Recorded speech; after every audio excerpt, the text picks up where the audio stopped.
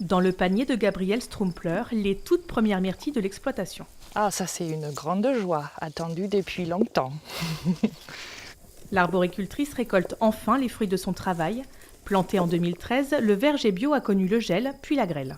En 2016 et 2017, on avait un petit peu, juste pour m'exercer, à quoi ça ressemble une myrtille et un pot de confiture de myrtille.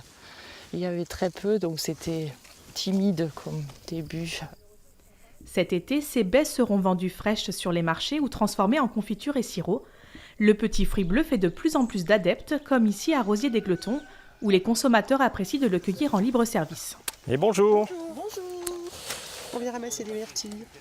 Eh bien, vous êtes au bon endroit. Je vais vous poser ça, je vais vous donner un plateau. Des producteurs corésiens toujours plus nombreux, 40 aujourd'hui, cultivent cette plante robuste originaire d'Amérique du Nord, parfaitement adaptée au terroir local. Elle a un avantage, c'est qu'elle se tient toute seule. Donc elle est autoportée en somme, donc il n'y a pas de palissage obligatoire. Elle résiste bien, elle est implantée pour très longtemps, voire à 75 ans. Et donc on n'a pas besoin d'y revenir ni de replanter. Avec 2 hectares, ce verger compte parmi les plus importants du département. 300 kilos de variétés Blue Corp, Berkeley ou Darro sont cueillis ici chaque jour et s'écoulent sans aucune difficulté.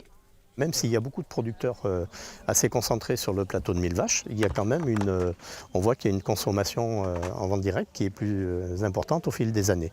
Donc c'est une ressource aussi très intéressante pour la plupart des vergers, en sachant qu'il y a une meilleure valorisation en vente directe que par rapport à une expédition. Près des 3/4 des myrtilles cultivées transitent par des coopératives, comme ici à Ussel.